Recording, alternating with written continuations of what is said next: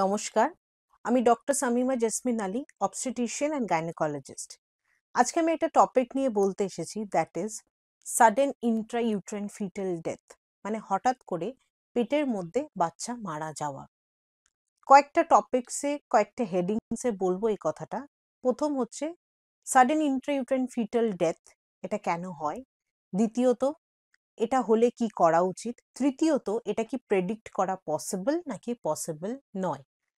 প্রথম কথা, sudden intrauterine fetal death একটা কন্ডিশন, ডেলিভারির আগে বাচ্চা পেটের মধ্যে হঠাৎ করে মারা যাওয়া। খুবই আনফর্চুনেট, খুবই ট্র্যাজিক ঘটনা, বোথ পেশেন্টদের জন্য as well as the treating গাইনোকোলজিস্টের জন্য। সো সাডেন কথাটা যেটা বলছি, sudden intrauterine fetal death, sudden কথাটা কেন বলা হয়েছে? কারণ সব ক্ষেত্রে এটার কিন্তু কারণ খুঁজে পাওয়া যায় না। কিছু কিছু কন্ডিশন আছে যেখানে সাডেন ইন্ট্রাইউটেরাইন ফিটাল ডেথ, মানে বাচ্চা পেটের মধ্যে হঠাৎ করে মারা যাওয়া, কমনলি দেখা যায়।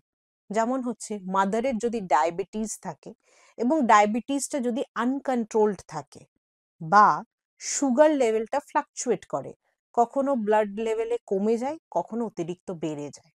সেকেন্ড কন্ডিশন হচ্ছে মাদারের যদি থাইরয়েড কন্ডিশন থাকে, সেটা হাইপোথাইরয়েডও হতে পারে, হাইপার থাইরয়েডও হতে পারে, অ্যান্ড ইট ইজ আনকন্ট্রোলড।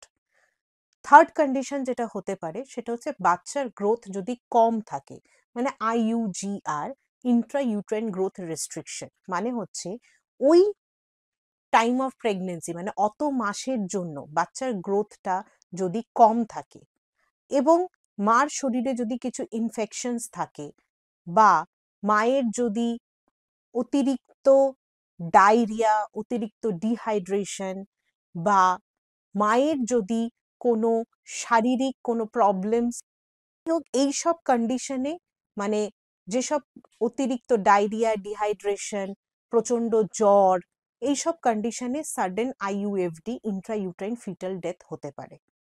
তো নেক্সট কোয়েশ্চেনে আসি, যেটা কি প্রেডিক্ট করা সম্ভব কি সম্ভব না?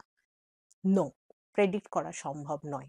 সব ডায়াবেটিক মাদারদেরই কি IUFD হচ্ছে, বাচ্চা পেটের মধ্যে মারা যাচ্ছে? না, কিছু মায়েদের মারা যাচ্ছে। সব থাইরয়েড যাদের মায়েদের আছে সবার কি পেটের মধ্যে বাচ্চা মারা যাচ্ছে? না।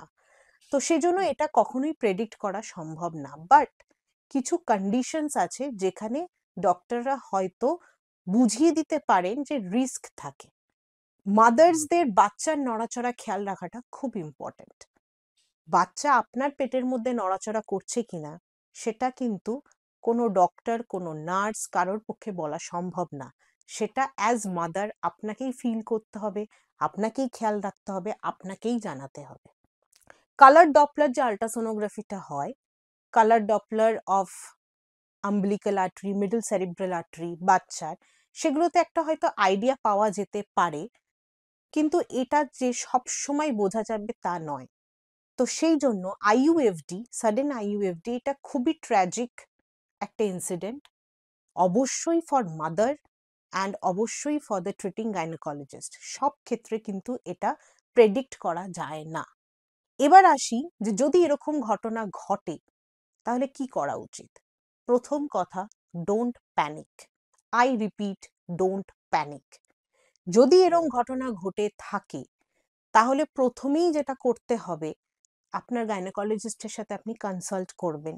যেটা প্রবলেমস ফেস করা হয় যে বাড়ির লোকেরা এবং সবাই বাচ্চাটাকে খুব তাড়াতাড়ি বের করার জন্য ছটফট করেন, খুব তাড়াতাড়ি বের করানোর জন্য সিজারের কথা বলেন। সিজারটা আমরা কেন করি? একটা গুড আউটকামের জন্য সিজারটা করি, যেখানে মাদার বেবির আউটকাম ভালো। একটা ডেড বেবি, তাকে আমরা কেন সিজার করে বার করব? এবার একটা জিনিস বুঝতে হবে যে ডেড যখন বেবি, আর যখন ওটা ডেলিভারির টাইম নয়, তখন তাকে তো ডেলিভারির পেন তুলে বার করতে হবে। বাচ্চার নিজস্ব কিন্তু কোনো এফার্ট নেই তখন বেরোনোর জন্য। সেই জন্য ইট উইল টেক টাইম। এই টাইমটাই বাড়ির লোকেরা কিন্তু তখন দিতে চান না, অস্থির হয়ে পড়েন। অবশ্যই আপনাদের চিন্তা হয় পেশেন্টকে নিয়ে, কিন্তু বাচ্চা যদি পেটের মধ্যে মারা যায়, হাতে কিন্তু 14 ডেজ থাকে বাচ্চাকে বার করার জন্য। যদি না তার মধ্যে কোনো ইনফেকশন হয়, and chances of infection is nil যদি না আপনারা কোনো সেপটিক অ্যাবর্শন বা আনপ্রফেশনাল কাউকে দিয়ে কিছু করে থাকেন। আপনি যদি প্রথম থেকে গাইনোকোলজিস্টের সাথে কথা বলে থাকেন, ইন্টারভ্যালে ব্লাড টেস্ট করিয়ে মনিটর করা হয় যে কোনো ইনফেকশন হচ্ছে কিনা, এবং আস্তে আস্তে ব্যথা তুলে বাচ্চাটাকে বার করা হয়।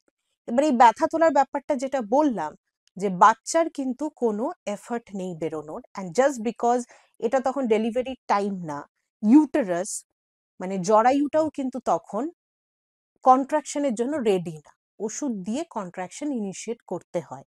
এবার একসাথে অনেক বেশি ওষুধ দেওয়া যায় না, কারণ সেখানে কিন্তু একসাথে অতিরিক্ত ইরেগুলার কন্ট্রাকশন আসলে ইউট্রাস কিন্তু ফেটে যেতে পারে। তো সেই কারণে আস্তে আস্তে নিয়ম অনুযায়ী প্রোটোকল ওয়াইজ ওষুধ দেওয়া হয় পেন বাড়ানোর জন্য। এই সিচুয়েশনে বাড়ির লোকের রোলটা কিন্তু ভীষণ ভীষণ ইম্পর্ট্যান্ট। মার পেটের মধ্যে বাচ্চা মারা গেছে, তার জন্য এটা মারাত্মক বড় একটা ট্রমা। তার মধ্যে যদি বাড়ির লোকেরা ছটফট শুরু করেন, সেটা কিন্তু মার অ্যাগনি, মার টেনশন, এগুলোতে কিন্তু অ্যাড হয়। আপনাকে কিন্তু আপনার বাড়ির লোককে কিন্তু শান্ত হতে হবে, বুঝতে হবে, এবং পেশেন্টকে মনোবল দিতে হবে। মাথায় রাখুন, 14 দিন অবধি টাইম থাকে বাচ্চাকে বার করার জন্য, কিন্তু ওষুধ দিয়ে ইউজুয়ালি 14 দিন লাগে না। 6 দিনের মধ্যে ইউজুয়ালি ডেলিভার করা যায়, ডিপেন্ডিং আপন ডিফারেন্ট সিচুয়েশন। কিন্তু অস্থির হয়ে সিজার করে দিন বা কোথাও গিয়ে সিজার করিয়ে নেওয়া প্রথম থেকে কিন্তু উচিত না। এবার হ্যাঁ, বাচ্চা পেটের মধ্যে মারা গেলে কিছু কিছু কন্ডিশনে সিজার করা হয়, কিছু কিছু কন্ডিশনে। সেটা আপনার গাইনোকোলজিস্ট আপনাকে বলে দেবে যে এই কন্ডিশন রয়েছে, সেই কারণে বাচ্চা পেটের মধ্যে মারা যাওয়া শুনেও তারপরেও সিজার করতে হচ্ছে। বাট ইউজুয়ালি বাচ্চা পেটের মধ্যে মারা গেলে সেই বাচ্চাটাকে টাইম নিয়ে নর্মাল ডেলিভারি করানো উচিত, ভ্যাজাইনাল ডেলিভারি করানো উচিত। ভালো থাকুন, সুস্থ থাকুন, নমস্কার, থ্যাংক ইউ।